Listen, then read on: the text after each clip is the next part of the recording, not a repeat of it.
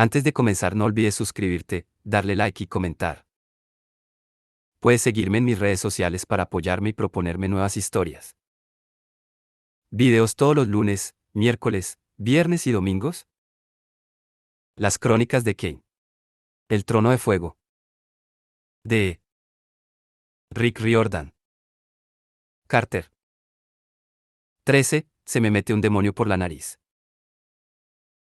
A esas alturas, ya debería haberme cambiado el nombre secreto por mortalmente avergonzado por mi hermana, porque a grandes rasgos es un buen resumen de mi existencia. Me saltaré todos los preparativos para el viaje, Sadie convocando a Walt y explicándole la situación, Bess y yo despidiéndonos al amanecer y alquilando un coche a un amigo de confianza, de Bess y el coche dejándonos tirados a medio camino del Cairo. Voy directo a la parte en que Bess y yo recorríamos un camino polvoriento y lleno de baches en la parte trasera de una camioneta conducida por unos beduinos, buscando un pueblo que ya no existía. La tarde ya estaba avanzada, y yo empezaba a considerar que encontrar a Amra Macan en un día, como había dicho Bess, era un cálculo demasiado optimista. Con cada hora perdida, se me caía más el alma a los pies. Lo había arriesgado todo para ayudar hacia. Había dejado a Amos y a nuestros alumnos solos en la casa de Brooklyn, defendiéndose del mago más malvado del mundo. Había dejado que mi hermana se lanzara a la búsqueda del último papiro sin mí. Si no lograba encontrar hacia, bueno, tenía que lograrlo. Viajar con nómadas profesionales tiene sus ventajas. Para empezar, los beduinos conocían todos los pueblos, granjas y encrucijadas polvorientas de Egipto. No se les caían los anillos por bajar y pedir señas a los lugareños hacia la aldea desaparecida que nos interesaba. Además, los beduinos veneraban a Bess. Lo trataban como a un talismán viviente. Cuando paramos a comer, estuvieron 2 horas cocinando, los beduinos hasta nos dieron los mejores trozos de cabra. A mis ojos, los mejores trozos de cabra no eran muy distintos de los peores trozos de cabra, pero supongo que fue un gran honor. Lo malo de viajar con beduinos. Que no tenían ninguna prisa. Tardamos todo el día en bajar al sur por el Valle del Nilo. El recorrido era asfixiante y aburrido. En la parte trasera de la camioneta. No podía ni hablar con Bess sin llenarme la boca de arena, así que tuve tiempo más que de sobra para comerme la cabeza. Sadie ha escrito bastante bien mi obsesión. Desde el momento en que me dijo el nombre del pueblo decía, no podía centrarme en nada más. Desde luego, había supuesto que era algún tipo de truco. Apophis intentaba dividirnos e impedir que nuestra misión saliera bien. Pero también creía que nos había dicho la verdad, aunque fuera solo porque la verdad era lo que más me alteraría. Había arrasado la aldea decía cuando ella era pequeña, no sabía por qué motivo. Ahora ella estaba oculta en el mismo lugar, presa de un sopor mágico. Si no la rescataba, Apophis la mataría. ¿Por qué no la había matado ya, si sabía dónde estaba? No lo veía nada claro, y cuantas más vueltas le daba, más me reconcomía. Quizá aún no tenía poder suficiente. Quizá no quería. Al fin y al cabo, si lo que pretendía era llevarme a una trampa, no había mejor cebo que ella. Fuera por lo que fuera, Sadie tenía razón, para mí no fue una decisión meditada. Tenía que salvar a Sia y punto. A pesar de eso, me sentía un miserable por volver a dejar sola a Sadie. Primero, la había dejado ir a Londres sabiendo que era mala idea. Ahora, la enviaba a buscar un papiro a unas catacumbas llenas de momias. Vale, Walt le echaría una mano, y en general mi hermana sabía cuidarse sola. Pero un buen hermano se habría quedado con ella. Acababa de salvarme la vida y mi respuesta venía a ser, genial. Luego nos vemos. Pásalo bien con las momias. Diré que Walt y yo somos hermanos. Oh. Para ser sincero del todo, Sia no era la única razón de que quisiera partir solo. Había sido un mazazo que Sadie descubriera mi nombre secreto. De pronto, era la persona que mejor me conocía del mundo. Era como si me hubiera abierto en una mesa de quirófano, hubiera mirado dentro y me hubiera vuelto a coser. El instinto me pedía correr, poner tanta distancia entre nosotros como pudiera. Me pregunté si Ra habría sentido lo mismo cuando Isis aprendió su nombre, si el auténtico motivo de su exilio había sido la humillación absoluta. Por último, necesitaba tiempo para procesar los logros de Sadie. Llevamos meses intentando volver a aprender la senda de los dioses. Nos habíamos esforzado en descubrir cómo lo habían hecho los magos de la antigüedad para aprovechar el poder de los dioses sin consumirse ni ser poseídos. Ahora sospechaba que Sadie había hallado la respuesta. Tenía algo que ver con el Ren del dios. nombre secreto era más que un nombre, una palabra mágica. Era la experiencia acumulada del Dios. Cuanto mejor se entendiera al Dios, más cerca se estaba a descubrir su nombre secreto y más poder se podía canalizar de él. A lo mejor, eso explicaba cómo había forzado las puertas del ermitaje con el puño de Horus, un hechizo que nunca me había salido a mí solo. Sin pensarlo, sin necesidad de combinar almas con Horus, había conectado con sus emociones. A ninguno de los dos nos gustaban los espacios cerrados. Utilicé ese simple vínculo para invocar el hechizo que rompió las cadenas. Si tan solo supiera cómo hacerlo a voluntad, podría suponer nuestra salvación en las próximas batallas. Recorrimos los kilómetros en la camioneta de los beduinos. El Nilo serpenteaba entre campos verdes y marrones a nuestra izquierda. No teníamos nada de beber aparte de agua con sabor a vaselina de una jarra vieja. La carne de cabra no me había sentado bien. En ocasiones recordaba el veneno que me había invadido el cuerpo, y empezaba a dolerme el hombro donde me había mordido el tesuero. A las 6 de la tarde encontramos la primera pista. Un anciano felaín, un campesino que vendía dátiles junto al camino, dijo que conocía la aldea que buscábamos. Al oír el nombre de Alhambra Macan hizo un gesto para espantar el mal de ojo, pero, como era vez quien preguntaba, el hombre nos contó lo que sabía. Dijo que las arenas rojas eran un lugar maléfico, objeto de grandes maldiciones. Hoy en día nadie visitaba el lugar. Pero el anciano recordaba el pueblo antes de que lo destruyeran. Estaba a 10 kilómetros al sur, en un recodo del río donde la arena se volvía de color rojo brillante. Anda, no me digas, pensé, pero tuve un arrebato de emoción. Los beduinos decidieron montar campamento. No seguirían con nosotros hasta el final del camino, pero nos aseguraron que sería un honor prestarnos la camioneta a Bess y a mí. Unos minutos después, Bess y yo estábamos sentados en la cabina del vehículo. Bess llevaba un sombrero de ala ancha casi tan horrendo como su camisa havaiana. Se lo había puesto tan bajo que me extrañaba que pudiera ver algo, sobre todo porque apenas llegaba al salpicadero. Cada vez que pillábamos un bache, se movían las baratijas beduinas que colgaban del espejo retrovisor, un disco metálico grabado con letras árabes, un ambientador con forma de árbol de Navidad, unos dientes de animal en una bolsita de cuero y, a saber por qué, una chapa de Elvis Presley. La camioneta no tenía suspensión y casi no había relleno en los asientos. Era la misma sensación de estar montado en un toro mecánico. Aún sin el zarandeo, me habría cosquilleado el estómago. Después de meses de investigación y esperanza, no podía creerme que faltara tan poco para encontrar Asia. «Qué mala pinta tienes», dijo Es. «Gracias. Me refiero en términos mágicos. No creo que puedas afrontar una lucha. Haya lo que haya ahí delante, comprendes que no va a ser amistoso». Bajo el ala de su sombrero, tensó la mandíbula como si se preparara para una discusión. «¿Crees que esto es un error?», dije. «¿Crees que debería haberme quedado con Sadie?». Se encogió de hombros.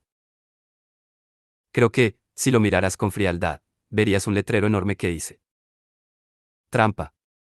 El viejo lector jefe, Iskandar, nunca habría escondido a tu novia. No es mi novia. Sin protegerla con unos cuantos hechizos. Por lo visto, tanto Seth como Apophis quieren que encuentres el lugar, y por tanto es imposible que te convenga hacerlo. Has dejado solos a tu hermana y a Walt. Y, para colmo, estamos levantando polvo en el patio trasero de Jardins, sabiendo que Mexico no descansará hasta encontraros después de la que le liasteis en San Petersburgo. En resumen, no creo que sea la mejor idea que has tenido. Fijé la mirada en el parabrisas. Quería cabrearme con Bess por llamarme idiota, pero tenía miedo de que llevara razón. Yo esperaba tener un encuentro feliz con Sia, y lo más probable era que no llegara vivo al día siguiente. A lo mejor Mexico aún no está recuperado de las heridas en la cabeza, dije esperanzado. Bess rió. Confía en mí, chaval, Mexico ya viene a por vosotros. Nunca olvida los insultos. Su voz se crispó de rabia, como había hecho en San Petersburgo cuando nos contó la boda enana. Ignoraba qué le había pasado a Bess en aquel palacio, y por qué seguía rumiándolo 3 siglos después. ¿Fue Vlad?, pregunté. ¿El que te capturó? No era tan mala su posición. Había conocido a varios magos que medían la edad en siglos. Pero Bess meneó la cabeza. Fue su abuelo, el príncipe Alejandro Mencico. Bess escupió el nombre como si fuera un insulto. Era el líder secreto del Nomo XVIII. Poderoso. Cruel. Muy parecido a su nieto. Jamás había tratado con un mago como él. Fue la primera vez que me capturaron. Pero, ¿los magos no encerraron a todos los dioses en la Duat al caer Egipto? A casi todos, aceptó Es. Algunos pasaron los 2000 años enteros en letargo, hasta que tu padre nos liberó. De vez en cuando escapaba alguno, y la Casa de la Vida lo rastreaba para volver a encerrarlo. Se me tuyó en 1918. Gran epidemia de gripe. Pero algunos de los dioses, yo entre ellos, pasamos todo ese tiempo en el mundo de los mortales. En los viejos tiempos, yo era solo. Ya sabes, un tío amistoso. Espantaba a los espíritus. Caía bien al hombre de la calle. Así que, cuando se hundió Egipto, los romanos me adoptaron como uno de sus dioses. Luego, en la Edad Media, los cristianos basaron sus gárgolas en mí, para proteger las catedrales y cosas por el estilo. Se inventaron leyendas sobre gnomos, enanos, serviciales leprechauns, todas a partir de mí. ¿Serviciales leprechauns? Frunció el ceño. ¿No te parece que soy servicial? Y los leotardos verdes me sientan muy bien. Ahora nunca podré quitarme la imagen de la cabeza. Bess dio un resoplido. A lo que iba. La Casa de la Vida nunca se puso en serio a rastrearme. Yo procuraba no dar la nota ni meterme en líos. Jamás fui capturado hasta lo de Rusia. Seguro que aún estaría preso allí de no ser por, se detuvo, como si ya hubiera hablado demasiado. Salió del camino.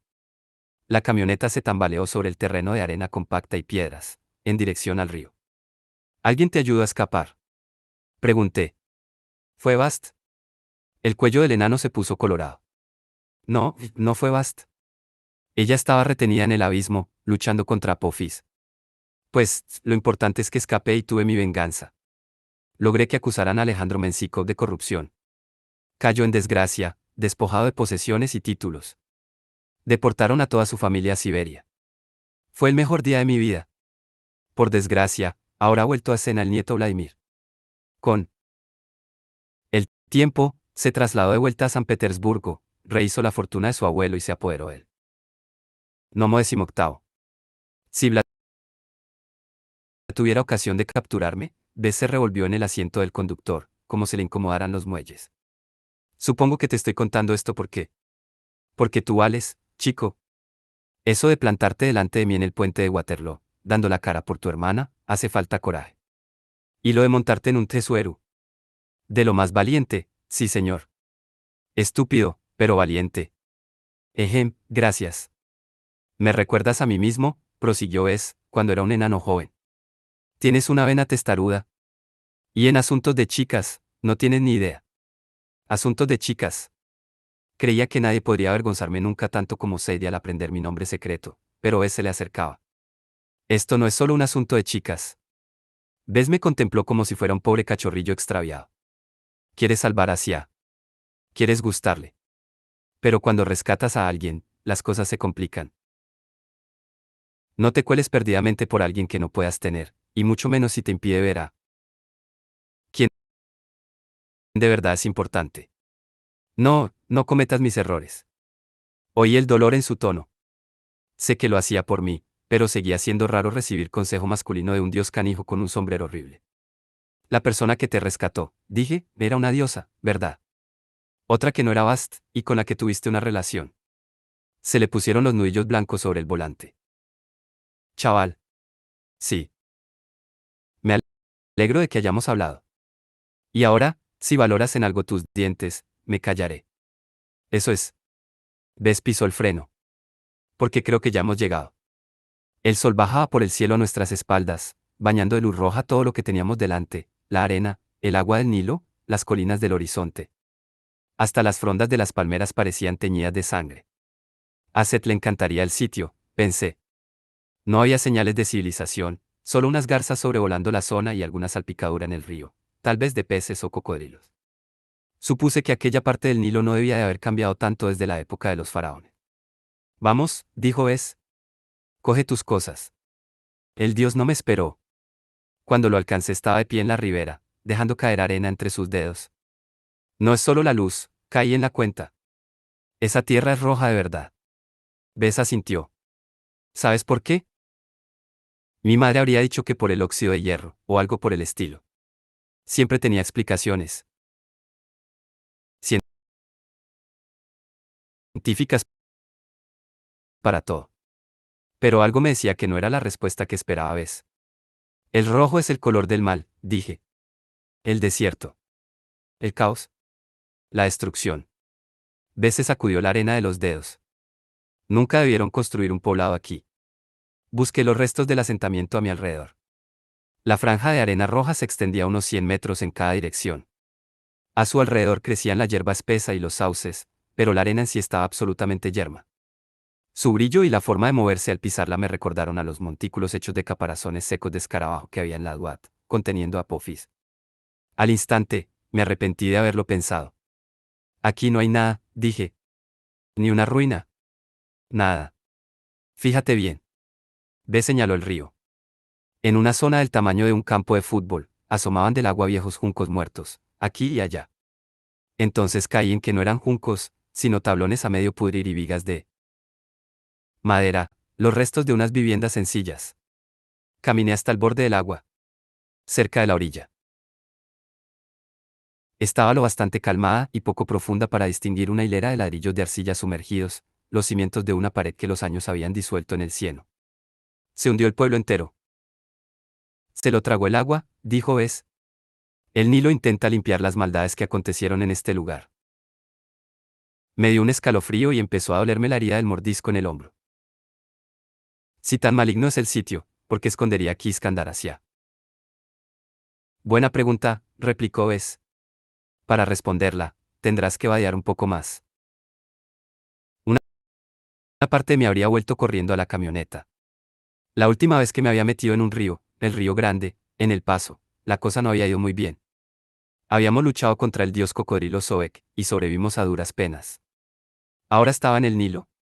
Los dioses y los monstruos de aquí serían mucho más fuertes. Tú también vienes, ¿no? Pregunté a Bess. Le dio un tic en el ojo. El agua corriente no es buena para los dioses. Nos afloja la conexión con la Duat, debió de verme la desesperación en el rostro. Vale, como quieras, suspiró. Voy detrás de ti. Antes de que pudiera rajarme, puse una bota en el río y se hundió hasta el tobillo. Qué asco, dije, y empecé a vadear, con mis pies haciendo el ruido de una vaca masticando chicle. Igual era un poco tarde para asimilar lo mal preparado que iba.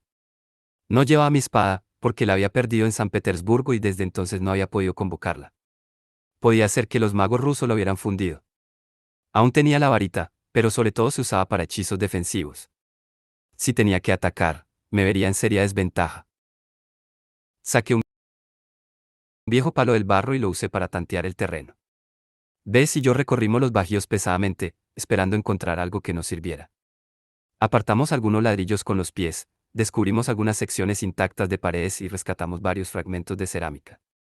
Pensé en la historia que me había contado Sia de cómo su padre provocó la destrucción del pueblo al desenterrar a un demonio atrapado en una estatua. Aquellas podían ser esquirlas de la misma estatua. No nos atacó nada excepto los mosquitos. No dimos con ninguna trampa. Pero cada chapoteo en el río me hacía pensar en cocodrilos, y no en los albinos simpáticos como Filipo en Brooklyn, o en los peces tigre que me había enseñado Sia en el Nomo primero. Me los imaginé nadando entre mis pies, intentando decidir qué pierna parecía más apetitosa. No dejaba de ver ondas y remolinos pequeños por el rabillo del ojo, como si hubiera algo siguiéndome. Cuando clavaba el palo en el agua, nunca había nada. Después de buscar durante una hora, el sol casi se había puesto del todo. Se suponía que debíamos volver a Alejandría y reunirnos con Sadie por la mañana, de modo que apenas nos quedaba tiempo ya para encontrar a Sia. Y 24 horas después de aquel momento, cuando el sol volviera a ponerse, empezaría el equinoccio. Seguimos vadeando, pero no encontramos nada más interesante que una pelota de fútbol pinchada y llena de barro, y una dentadura postiza. Sí, Sadie, más desagradable que la del abuelo, aunque no te lo creas. Me detuve a espantarme los mosquitos del cuello.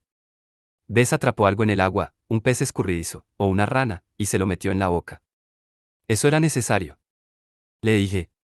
¿El qué? Dijo, aún masticando. Es hora de la cena. Me giré por el asco y tanteé con mi palo en el agua. Tump. Había dado contra algo más duro que un ladrillo de barro o un madero.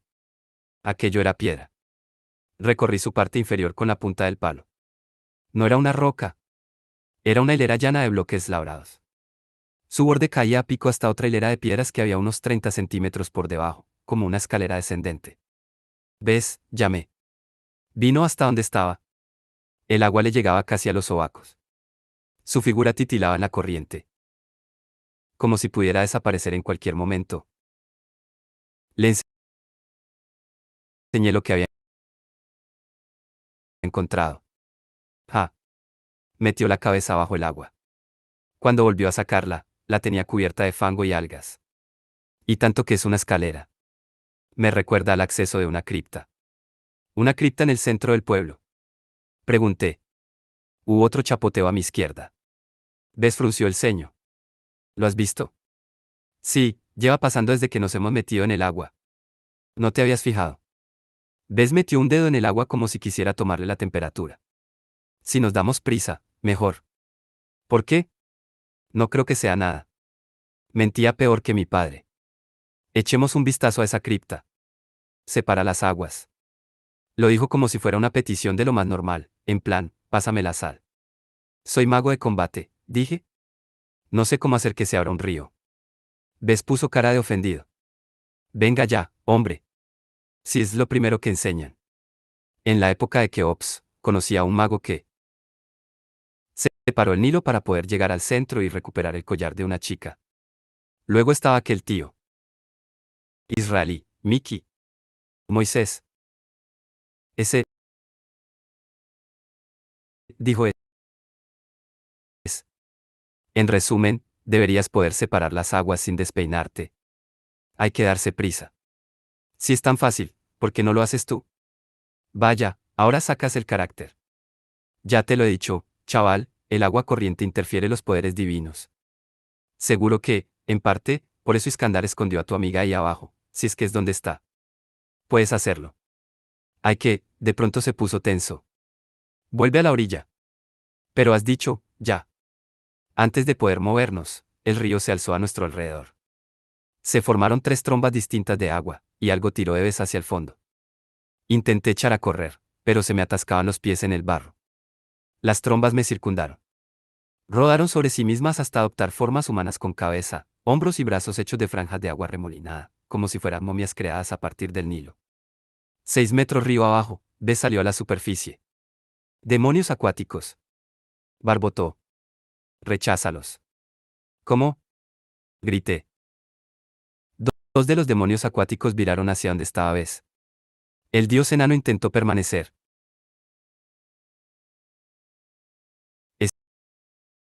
estable, pero era zona de rápidos y ya tenía el agua hasta las axilas. Por favor, chaval. Vociferó. Todos los pastores sabían conjuros contra los demonios acuáticos. Pues búscame un pastor. Bess gritó, y el primer demonio de agua se evaporó. El dios se volvió hacia el segundo, pero, antes de poder asustarlo, recibió un fuerte chorro de agua en la cara. Se quedó sin respiración y tropezó, expulsando agua por la nariz. El demonio se le echó encima, y Bess desapareció de nuevo bajo el agua. ¿Ves? Grité. El tercer demonio arremetió contra mí. Levanté la varita y logré crear un tenue escudo de luz azul. El demonio chocó contra él, echándome hacia atrás. Su boca y sus ojos giraban como remolinos en miniatura. Mirarle la cara era como usar un cuenco de adivinación. Pude sentir el hambre insaciable de aquella cosa, su odio por los seres humanos. Quería destruir todos los diques, devorar todas las ciudades y ahogar el mundo en un mar de caos. Y el primer paso era matarme a mí. Perdí la concentración. La cosa embistió de nuevo, y esta vez hizo pedazos mi escudo y me empujó al fondo del río. ¿Alguna vez os ha entrado agua por la nariz? Imaginaos que se os metiera una ola entera, una ola inteligente que sabe exactamente lo que ha de hacer para ahogarte. Solté la varita. Se me llenaron los pulmones de líquido. Todo pensamiento racional se diluyó en el pánico. Di aspavientos y patadas, sabiendo que solo había poco más de 1 metro de agua, pero no pude levantarme. El agua embarrada no me dejaba ver nada. Saqué la cabeza a la superficie y vi la imagen borrosa de zarandeado sobre una tromba de agua, gritando. He dicho, ¿Quieres asustarte más? Volví a hundirme, dando zarpazos al fango. El corazón me latía con fuerza. Se me empezó a oscurecer la visión. Aunque me hubiera venido algún conjuro a la mente, no habría podido pronunciarlo. Deseé tener poderes de dios marino, pero no eran precisamente la especialidad de Horus. Estaba perdiendo la conciencia cuando algo me agarró del brazo. Lancé un puñetazo a la desesperada y encontré un rostro barbudo. Volví a salir a la superficie, casi sin respiración. Bess estaba medio ahogado junto a mí, gritando. Idiota, glu glu, intentaba salvarte el glu glu.